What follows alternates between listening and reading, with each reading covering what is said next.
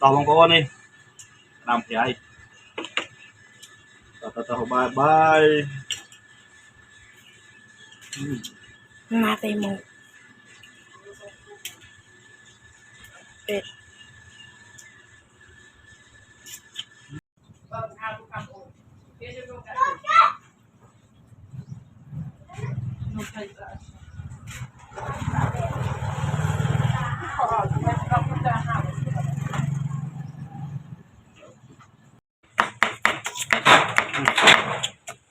ไร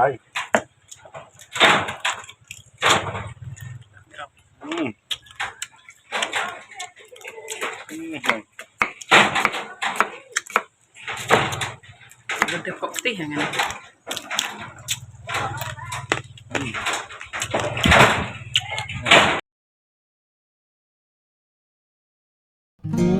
បាទសួស្តីបាទជម្រាបសួរបងប្អូនបាទថ្ងៃនេះគឺបានមកពិសេសទៀតហើយ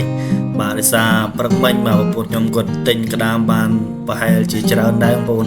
បាទហើយក៏យកស្លបាទស្លមិនអស់បាទស្លមិនអស់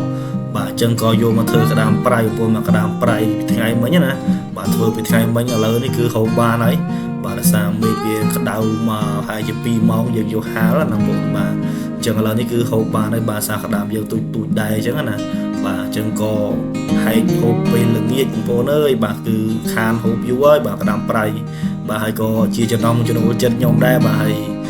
សម្រាប់បងប្អូនដែលមើលវីដេអូនេះបាទជាអាចនឹងចូលចិត្តដូចខ្ញុំដែរបាទព្រោះក្តាមប្រៃគឺហូបខ្មែររបស់យើងយូរហើយបងប្អូនបាទហើយក៏រសជាតិវាគឺមិនអាចភ្លេចបានទេបាទ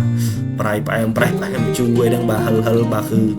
ដាក់មួយបាយកកក៏ត្រូវបាទក្តៅបាយក្តៅក៏ត្រូវដែរបាទហើយខ្ញុំក៏កំពុងតែដាំបាយក្តៅដែរបងប្អូនបាទអញ្ចឹងដាក់អស់2ចាន3ចានបងប្អូនអើយបាទគឺត្រូវគ្នាតែម្ដងមកជាមួយនឹងបាយកស្រូវថ្មីបាទដែលខ្ញុំមានណាបងប្អូនបាទហើយ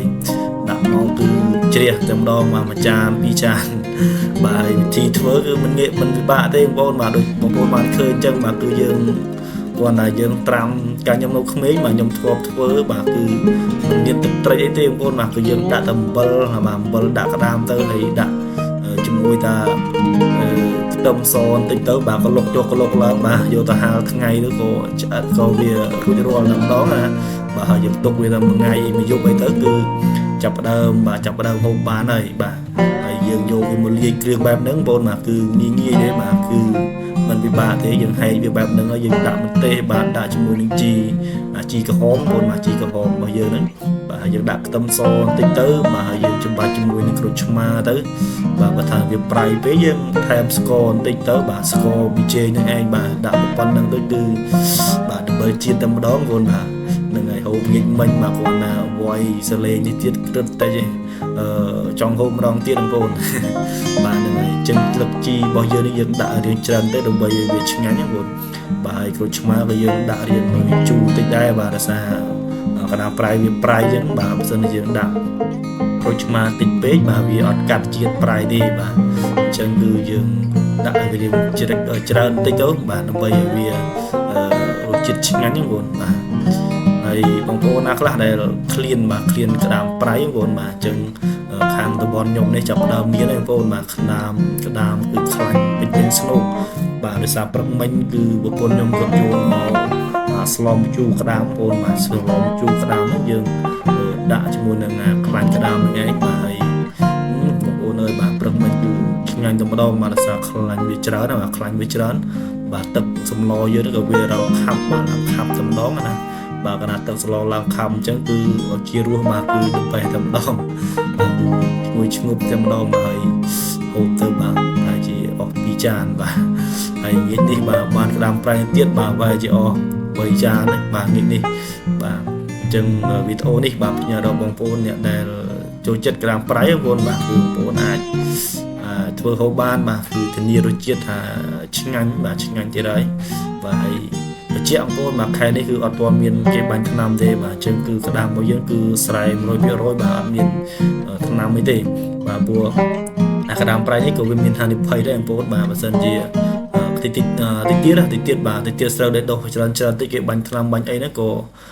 យើងហូបទៅអត់កើតទេបាទវាមានជាតិពុលជាតិអីចឹងណាបាទអញ្ចឹងគឺបាទដែរប៉ុន្តែដំបូងចេះគឺអត់អីទេបាទគឺមិនទាន់មានណាគេបាញ់ថ្នាំទេឥឡូវនេះ បាទចឹងគឺយើងធានាបានថាហូបទៅមិនជាបញ្ហាបាទអត់មានបញ្ហាឬអង្គទេទេបាទបាទគឺឆ្ងាញ់តែម្ដងមានអីបងប្អូនអើយបាទមេឃភ្លៀងជាក់បាទដាក់ជាមួយនឹងក្តាមប្រៃនេះបាទគឺត្រូវគ្នាតែម្ដងបងប្អូនអើយបាទពី3ចានបាទងាយបាទនឹងបងប្អូនអីទេជម្រាបទស្សនាម្ដងតទៀតបងប្អូន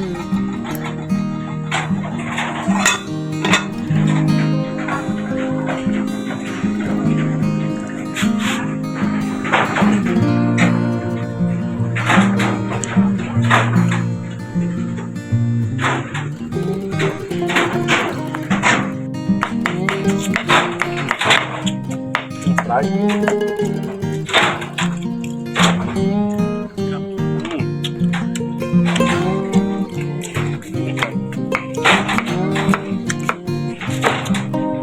Được phóng tích hả ngành.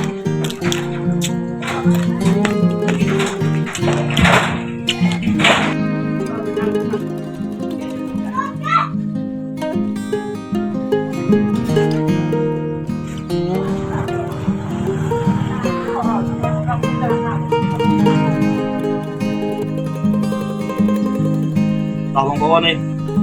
làm cái ấy. Bye bye.